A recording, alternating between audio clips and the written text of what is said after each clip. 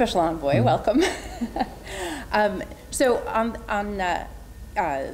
You just had this meeting here in Kuwait. Is there a long-term political and strategic roadmap for countering ISIS and making sure it doesn't regroup and reemerge in Iraq and Syria? Well, in terms of countering ISIS, I think you have to take into account where we were 3 years ago. I remember being here in Kuwait 3 years ago where nobody thought we'd be able to take back territory from ISIS. They were controlling, really was basically a quasi-state with 7 million people. They were planning attacks all around the world. They were committing acts of genocide, and they were approaching the capital of Baghdad. So since then, almost 100% of their territory has been taken back, and most importantly, they haven't reclaimed any of these areas. So in Iraq, the focus of the meetings today, really 100% of the territory in Iraq has been reclaimed from ISIS. That's quite extraordinary. But you ask about whether this will be sustainable. So I think make 3 points. Number one, they haven't retaken any territory. Number two, in areas that they have lost, 3.2 million Iraqis, these are almost all Sunni Arabs who fled ISIS, are back in their homes. That's an unprecedented rate of returns in a post-conflict environment like this. And now today, the third point I make is you see really the entire world coming to help Iraq get back on its feet.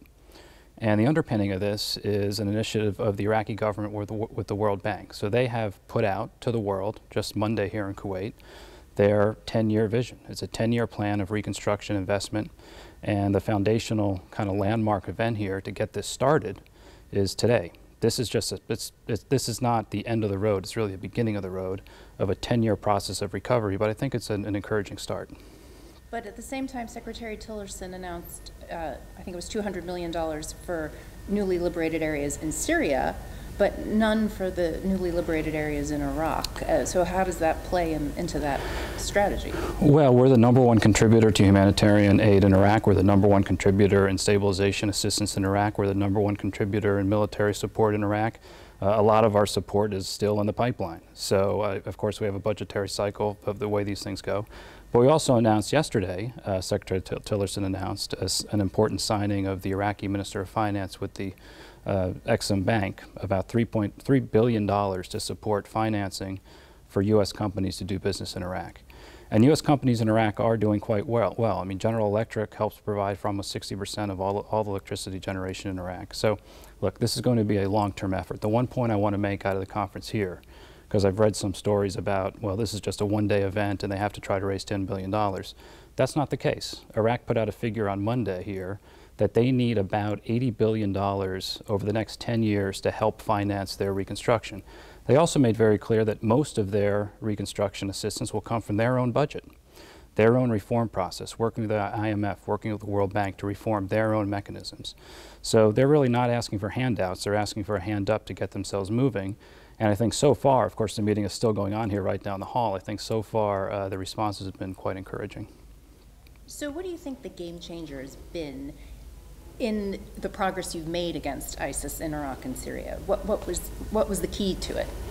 Was it choking the funding or the military or a combination? I mean, what was the... Well, I can go through the whole strategy. We have 5 lines of effort in the global strategy. I can go through that, but I make 2 points when it comes to Iraq. Number one, a very different way to fight the war on the ground. So when we say by, with, and through, we really mean it. This was Iraqi-led.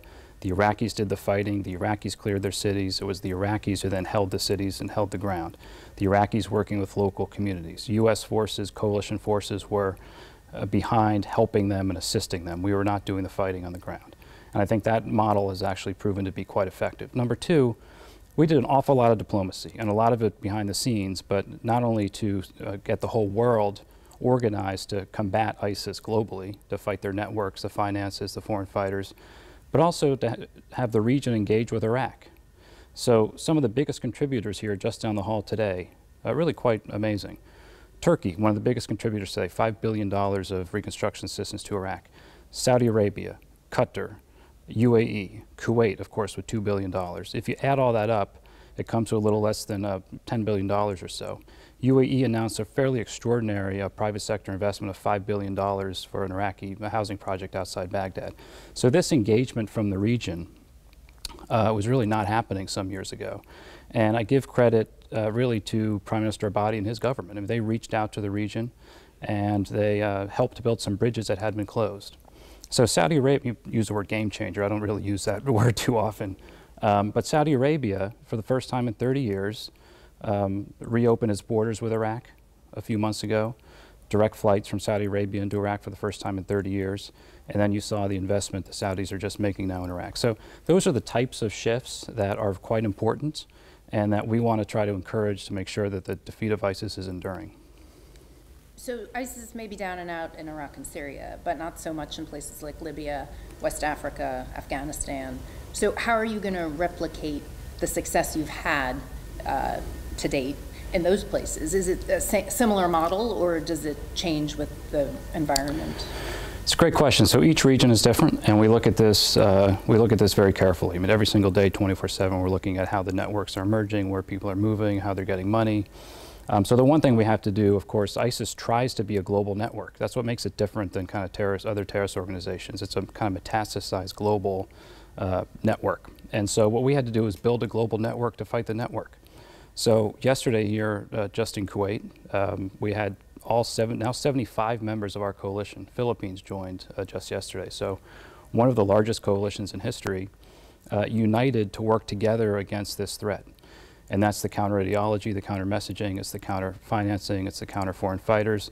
And then we look at each different region of the world and who among the coalition wants to take the lead in that part of the world and what particular tools might be needed, say in Philippines versus Afghanistan versus in Iraq. And so every place is different, but by building this international consensus and this international coalition, that's really the only way to stay ahead of the threat. So we're making progress, but the number one message yesterday in our coalition meetings is that we've made a lot of progress in the last 3 years, there's no question, but this is not over.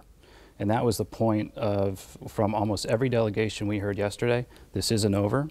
We remain united as a coalition. We actually approved all 75 delegations a document called the Guiding Principles to guide the coalition as we go forward into the next year. And the key point of that is that this isn't just about Iraq and Syria, it's about the global campaign. So there was real unanimity in that room yesterday, led by Secretary Tillerson, and so we're going to stay at it. This isn't over, and we're going to keep our foot on the accelerator. Finally, I'd just like to ask you about accountability, because that's a big issue. They found mass graves in liberated areas in Iraq, ISIS-liberated areas. What about accountability for the victims of ISIS? So this is also worth reminding people what was happening in some of these areas not very long ago. Mass atrocities, acts of genocide, destroying our common heritage. Thousands of young girls were taken hostage, and many of them are still missing. And we still meet with the families, and we do all we can to find leads to try to rescue as many girls as we possibly can. But look, it gets back to the point I just made. We cannot rest against this enemy, and that means not only defeating them, but also following through and making sure that their defeat is enduring, they can't come back, and that justice is done to those who committed these terrible crimes. I mean, in Syria now, they're all trying to escape. So we have in Syria detained over 400 foreign fighters, including some of the most notorious former ISIS leaders.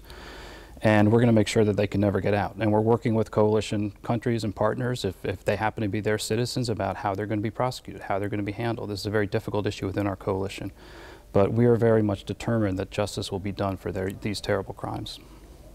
Special Envoy McGurk, thank you so much for taking the time to talk. Okay, Margaret, thanks so much. Thank you. Thanks. We'll unplug you. Okay.